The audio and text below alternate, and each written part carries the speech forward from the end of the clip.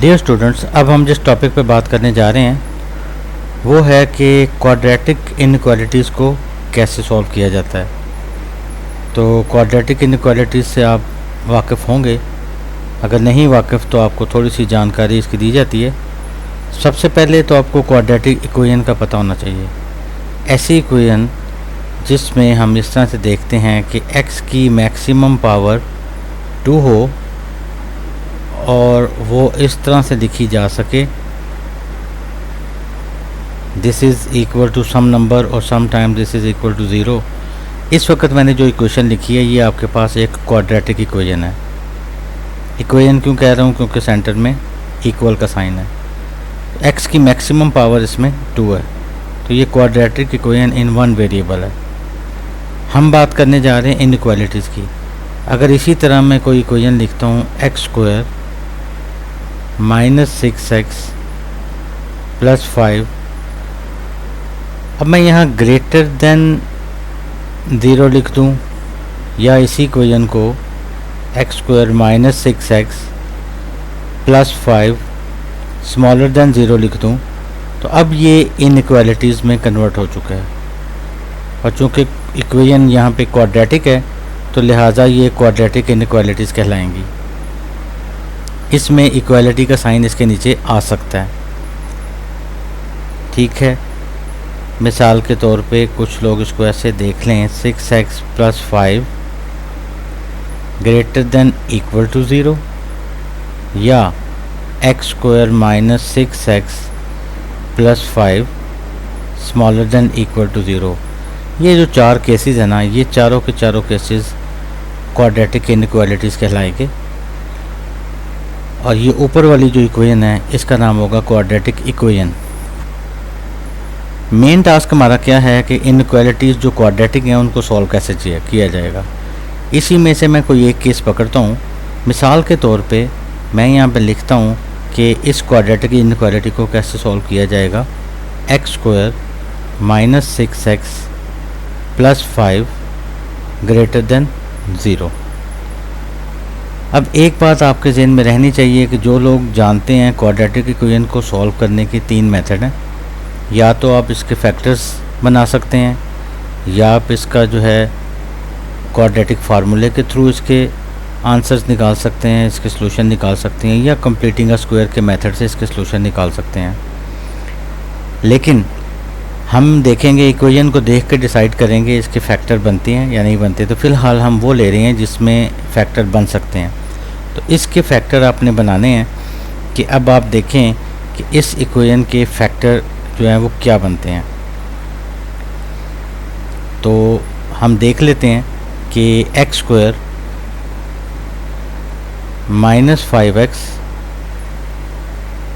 -x + 5 ये इस equation के फैक्टर बनेंगे। मतलब फैक्टराइज मैं करने जा रहा हूँ। तो अगर आपको आइडिया है फैक्टराइजेशन का, जो कि ऑब्वियसली होना चाहिए, तो ये फैक्टराइजेशन की जा रही है। और फैक्टराइजेशन की मदद से हम यहाँ पे ये हमने 2 फैक्टर्स में कन्वर्ट कर लिया है। अब क्वाड्रेटिक इक्वेशन की फॉर्म इधर से चेंज होके इस फॉर्मेट में आ गई है। 2 लीनियर फैक्टर्स की ये प्रोडक्ट है। 2 लीनियर फैक्टर को जब भी मल्टीप्लाई किया जाता है तो आमतौर पे वो क्वाड्रेटिक इक्वेशन बनती है। अब ये हमारे पास सॉल्यूशन अभी तक तो नहीं आया। बेसिकली हमने क्वाड्रेटिक इनइक्वालिटी को सॉल्व करना था। बेसिकली तो ये बताना था कि x की कौन कौन सी वैल्यू इस इक्वेशन के लिए ट्रू होंगी।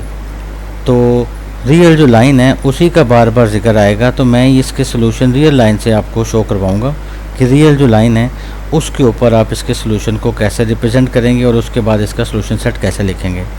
तो सबसे पहले तो आप ये करें कि ये जो दोनों लीनियर फैक्टर हैं इनको आप इक्वल टू 0 रखें।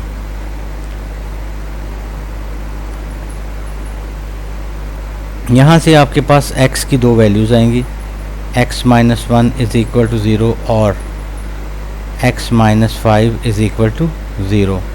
यहाँ से एक x की वैल्यू आ जाएगी 1 और दूसरी वैल्यू आपके पास आ जाएगी x की 5। अब असल गेम स्टार्ट होगी कि सॉल्यूशन का डिसीजन कैसे लेना है। अब मैं यहाँ पे एक रियल लाइन ड्रॉ करता हूँ इसको मैं एक साइड पे कर देता हूँ और यहाँ पे मैं एक रियल लाइन ड्रॉ करता हूँ। उस रियल लाइन को बड़े अच्छे अंदाज से देखना है। उस रियल लाइन के ऊपर ही मैं एक और काम भी करूँगा जो आपको फ़ायदा देगा। ये हो गया पॉजिटिव, ये हो गया नेगेटिव इन्फिनिटी। ठीक है, अब आप ये देखें आपके पास दो आंसर आए हैं, एक 1 है और एक 5 है। इसको रियल लाइन के ऊपर मार्क कर दें। पहले हम मार्क कर देते हैं 1 और उसके बाद मार्क कर देते हैं 5। अब देखना ये है कि इस 1 और 5 की वजह से रियल लाइन जो है वो 3 हिस्सों में तकसीम हो गई है। पहले हिस्से के इंटरवल को मैं लिख देता हूँ -इन्फिनिटी से लेकर 1 तक, -इन्फिनिटी से 1 तक। ठीक है, 1 से लेके 5 तक मेरा दूसरा इंटरवल बन जाता है 1,5 और तीसरा इंटरवल मेरा बन जाएगा 5 से लेकर पॉजिटिव इन्फिनिटी तक। मैंने सब जगहों पे स्मॉल ब्रैकेट्स लगाई हैं। इसका मतलब है कोई भी एंड पॉइंट इस इनइक्वालिटी का पार्ट नहीं होगा। मतलब -इन्फिनिटी तो वैसे ही पार्ट नहीं होता, 1 भी नहीं पार्ट होगा इस पूरे इंटरवल का। इधर से 1 और 5 दोनों ही नहीं होंगे, इधर से 5 भी नहीं होगा। यानी ये जो 1 और 5 आपको क्वेश्चन में नज़र आ रहे हैं, इनको छोड़ के, क्योंकि इन पे तो आंसर 0 मिल रहा है ना आपको। अगर 1 यहाँ पुट करते हैं तो आंसर 0 आ जाएगा, अगर 5 पुट करेंगे तो आंसर 0 आ जाएगा। तो वो तो हमें चाहिए नहीं, हमें तो ऐसा आंसर चाहिए कि x-1 और x-5 का जो प्रोडक्ट आए उसका आंसर 0 से बड़ा हो। ये शो कर रहा है ना ग्रेटर देन 0, तो इसका मतलब है इन दोनों की प्रोडक्ट का आंसर 0 से बड़ा आना चाहिए। अब उसी को चेक करने जा रहे हैं। इस इंटरवल में से हम जो चीज़ें बनाने जा रहे हैं, मैं यहाँ साइड पे लिखता हूँ। हम सबसे पहले देखते हैं जी x-2 का रिज़ल्ट क्या जनरेट होता है। x- यहाँ पे मैं करूँगा x-1 का रिज़ल्ट क्या जनरेट होता है, उसको कैसे मैं वेरीफाई करता हूँ। तो x-1 के लिए मैं क्या करने लगा हूँ, इस इंटरवल में से कोई भी एक नंबर, मैं इधर से इसको टेबल ड्रॉ कर लेता हूँ कि हमने इसको देखना कैसे है। तो इस 1 के नीचे मैं एक लाइन लगा लेता हूँ, 5 से भी लाइन लगा लेता हूँ। यहाँ से टेबल जनरेट होगा, वो टेबल अब आप डिस्कस करेंगे, कैसे डिस्कस होने लगा है वो आप देखेंगे। तो इस टेबल को हम अंडरस्टैंड करते हैं। x-1 के अंदर x की जगह पे 1 से छोटा कोई भी नंबर अगर इंसर्ट किया जाए तो देखना है कि वो नंबर क्या आता है और उसका साइन क्या होगा। हमारा टारगेट साइन पिक करना है, नंबर पिक करना नहीं है। मैं 1 से छोटा नंबर फौरी तौर पे जो लेता हूँ, मैं इंटीजर्स लूँगा। आप कोई भी नंबर ले सकते हैं पॉइंट्स में, रैशनल, इरेशनल, लेकिन मैं इसमें इंटीजर्स लूँगा क्योंकि उससे ज़रा आसानी रहेगी आपको बात समझने में। अगर मैं 0 यहाँ पुट करता हूँ तो इसका आंसर -1 आएगा। अगर मैं -1 पुट करता हूँ तो इसका आंसर -2 आएगा। यानी 1 से छोटा कोई भी नंबर इस x-1 में दर्ज किया जाए तो आपका आंसर नेगेटिव आएगा, इसलिए मैं यहाँ पे नेगेटिव लिख रहा हूँ। यहाँ सिर्फ मैं साइन शो करूँगा। 1 और 5 के दरमियान कोई भी एक नंबर लेते हैं, ना 1 लेना है ना 5 लेना है, क्योंकि 1 और 5 लेने से आपकी इनइक्वालिटी का आंसर 0 आता है और वो हमें नहीं चाहिए। 1 और 5 के दरमियान मैं आंसर नंबर 2 लेता हूँ। अगर मैं इसमें 2 पुट करता हूँ तो 2 - 1 वो प्लस का नंबर आएगा। 3 पुट करता हूँ, 3 - 1 वो भी प्लस आएगा। तो मैं यहाँ पे शो कर दूँगा कि इस इंटरवल में से कोई भी नंबर x-1 में जो है वो दर्ज किया जाए तो आंसर जो आएगा उसकी अलामत, उसका साइन हमेशा प्लस होगा।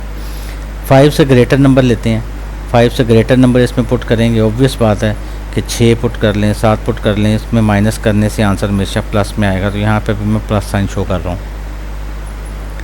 अब सेकंड केस जो है वो मैं डिस्कस करता हूँ कि x-5, ये जो x-5 दूसरी वाली वैल्यू है, इसमें देखते हैं कि 1 से छोटा नंबर जब इसमें पुट करूँगा, फॉर एग्जांपल 0, तो उसने माइनस साइन देना है। कोई भी 1 से छोटा नंबर इसमें पुट करें, पूरे ओवरऑल आंसर नेगेटिव आएगा। तो मैं यहाँ पे नेगेटिव शो कर रहा हूँ। x-5, 1 से लेके 5 के दरमियान ना 1 पुट करना है ना 5।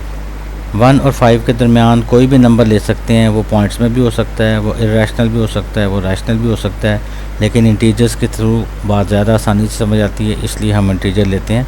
बट ये कोई ना शर्त है ना ये फ़र्ज़ है कि आपने इंटीजर पिक करना है, लेकिन समझाने के लिए आसानी इंटीजर में रहती है, इसलिए मैं इंटीजर ले रहा हूँ। तो इसमें से मैं 2 पुट करता हूँ, तो 2 - 5 वो आपका -3 आएगा, तो माइनस का नंबर आएगा।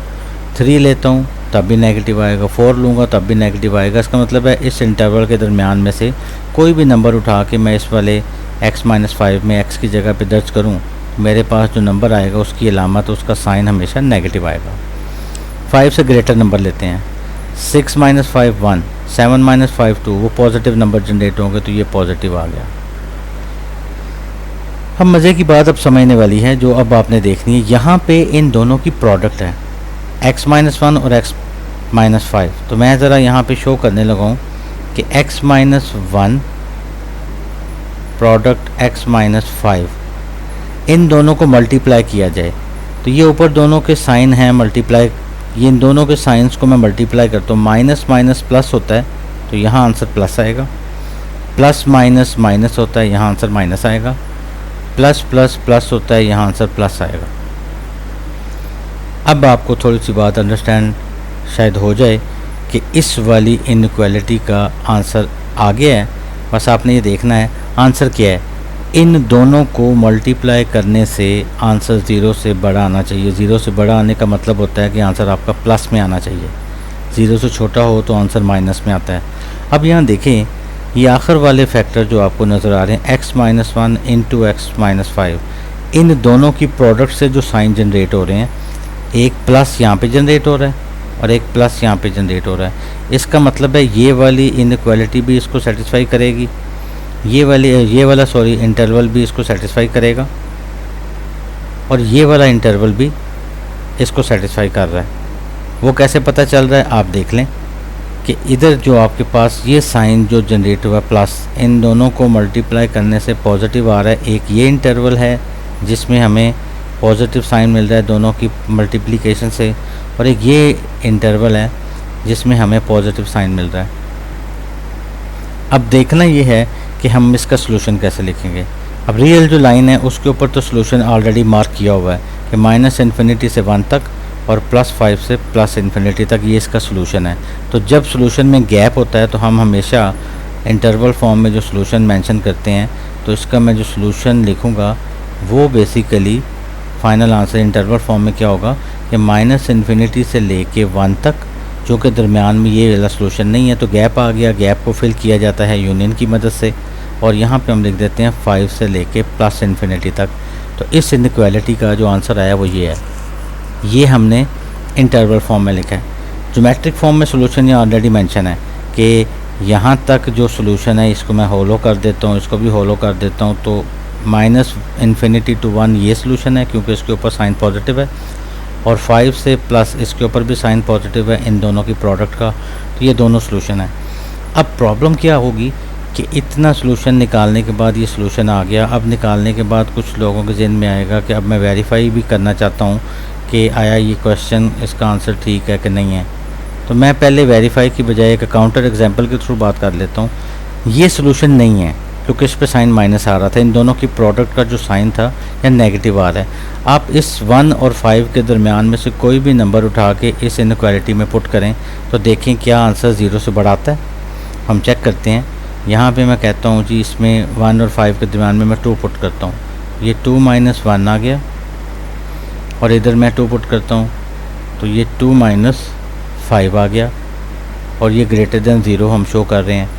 2 - 1 हमेशा +1 होता है और 2 - 5 हमेशा -3 होता है, तो ये आ जाएगा -3 ग्रेटर देन 0। तो इसका मतलब है ये बात रॉन्ग है, इनइक्वालिटी सेटिस्फाई नहीं हो रही, लिहाजा ये इंटरवल जो है हमने सही पिक किया है कि इसमें आपका सोल्यूशन नहीं पड़ा हुआ, इसमें आंसर नेगेटिव आ रहा था तो वो प्रूव भी हो गया नेगेटिव आ रहा है। तो अब इसको मज़ीद जस्टिफाई करना चाहें तो आप क्या कहते हैं, 1 से पीछे कोई भी नंबर उठा के इस इनइक्वालिटी में पुट करें। मैं यहाँ पे ये शो करवा देता हूँ कि 1 से पीछे मैं 0 लेता हूँ तो मैं इस इनइक्वालिटी में पुट करता हूँ 0 - 1 0 - 5। इसका आंसर ग्रेटर देन 0 आना चाहिए। ये -1 बनेगा और ये -5 बनेगा। माइनस और माइनस प्लस होते हैं तो 5 × 1 5 आ जाएगा, तो ये 5 0 से ग्रेटर होता है। इसका मतलब है कि ये वाला इंटरवल जो आपने सॉल्यूशन के तौर पे पिक किया ठीक है। अब आप कहेंगे कि मैंने सिर्फ 0 लिया है, आपकी मर्ज़ी है, आप 1 से लेके 1 छोड़ के क्योंकि 1 पे तो आंसर 0 जनरेट होता है। 1 छोड़ के 1 से पीछे जो मर्ज़ी नंबर उठा के इनइक्वालिटी में इंसर्ट करके आप चेक कर सकते हैं, आपकी इनइक्वालिटी ट्रू साबित होगी। इसी तरह 5 से ऑनवर्ड कोई नंबर उठाते हैं हम, तो 5 से ऑनवर्ड हम उठाते हैं 6, तो 6 इसमें पुट करते हैं, तो ये बनेगा 6 माइनस 1 और ये बनेगा 6 माइनस 5 और ग्रेटर देन 0 उसी तरह लिख देंगे। 6 माइनस 1 होता है 5 और 6 माइनस 5 होता है 1। तो ये भी साबित हो गया कि 5 हमेशा 0 से बड़ा होता है। इसका मतलब है इस इंटरवल में से जो नंबर हम पिक कर रहे हैं वो भी इनइक्वालिटी को ट्रू कर रहे हैं, क्योंकि इनइक्वालिटी का साइन 0 से बड़ा आना चाहिए था और नंबर 0 से बड़े आ रहे हैं। इस इंटरवल ने भी आपको आंसर दे दिया कि आपके पास इनइक्वालिटी जो है वो ट्रू साबित हो रही है। सेंटर वाले ने आपको बता दिया, क्योंकि यहाँ पे नेगेटिव था, तो नेगेटिव हमारे सोल्यूशन का पार्ट नहीं होना चाहिए था, उसको भी हमने यहाँ पे काउंटर कर दिया कि अगर हम इस इंटरवल में से कोई नंबर लेते हैं, जैसे 2 लिया, तो 2 ने साबित किया कि इनइक्वालिटी हमारी गलत प्रूव हो रही है। -3 0 से बड़ा नहीं होता, -3 0 से छोटा होता है। तो उम्मीद है ये क्वाड्रेटिक इनइक्वालिटी आपको समझ आई होगी। अगर आपको समझ आई है तो काइंडली इस वीडियो को आगे भी शेयर कीजिएगा, क्योंकि ये लोगों के फ़ायदे के लिए है। और इस वीडियो पे अपने आप कमेंट्स जरूर दीजिएगा, क्योंकि आपके कमेंट्स की वजह से ही मज़ीद वीडियो बनाने में हमें मौका मिलेगा, ताकि स्टूडेंट्स जो हैं वो अगर अप्रिशिएट करेंगे तो हम उनके लिए और बढ़ के काम करेंगे। Thank you very much.